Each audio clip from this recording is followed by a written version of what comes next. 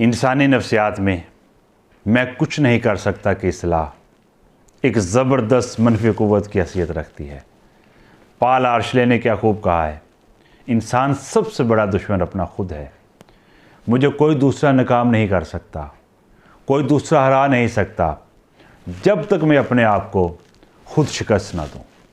मेरी टांगें खींचने वालों में सबसे पहले नंबर पर मैं खुद हूँ।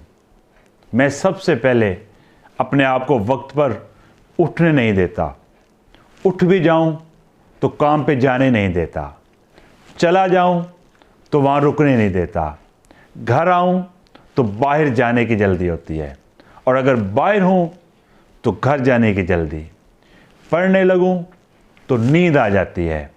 दफ्तर बैठ के मैं दफ्तर में नहीं होता, बल्कि क्रिकेट ग्राउंड में होता हूँ, और क्रिकेट ग्राउंड में मुझे दफ्तर का काम याद आ जाता है।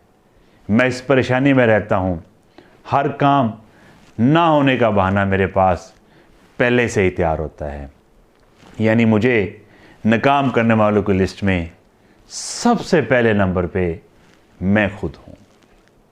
एक दफ़ा एक दफ्तर में ऐलान किया गया कि वो शख्स जो आपका सबसे बड़ा दुश्मन था, हमेशा आपको वक्त पे दफ्तर आने नहीं देता था, आपकी प्रमोशन रुकवाने में सबसे बड़ी वजह था, अक्सर आप में लड़ाई भी करवा देता था, फौत हो गया है। उसका जनाजा कल 2 बजे दफ्तर के सब्ज़ाज़ार में अदा किया जाएगा। जब मैं मुकर्रर वक्त मुकर्रर जगह पहुंचा तो एक ताबूत पड़ा था। लोग चेहरा देख के चलते जा रहे थे, मैं भी कतार में लग गया। जब मैं करीब पहुंचा तो ताबूत में एक बड़ा सा आईना पड़ा था जिस पे लिखा था, ये शख्स आपका सबसे बड़ा दुश्मन है।